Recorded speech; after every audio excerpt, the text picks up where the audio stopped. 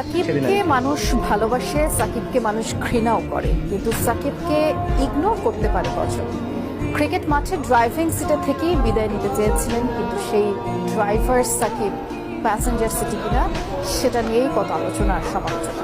অবশেষে সব জল্পনা কল্পনা শেষে এলো বিদায়ের ঘোষণা। টাইগার ক্রিকেটের পোস্টার বয় বিদায় নিয়েছেন টি-20, আর অপেক্ষা শেষ টেস্ট খেলার। যদি সুযোগ থাকে আমি যদি দেশে যেয়ে খেলতে পারি, মিরপুর টেস্ট হবে আমার জন্য লাস্ট। প্রেম ধীরে মুছে যায়, নক্ষত্রেরও একদিন মরে যেতে হয়। দুনিয়ায় কোনো কিছুই চিরস্থায়ী না, সবারই ছাড়তে হয় কখনো না কখনো। দেশের ক্রিকেটের নক্ষত্র সাকিব আল হাসানের ব্যতিক্রম নন। ছল ছল চোখেই সাকিবের মুখে উচ্চারিত হলো বিদায়। ড্রাইভার হিসেবেই থাকতে চেয়েছিলেন, কিন্তু শেষ একটা বছরের ড্রাইভার তো ননই। এক সময়ের বিশ্বসেরা অলরাউন্ডারকে প্রফিটেবল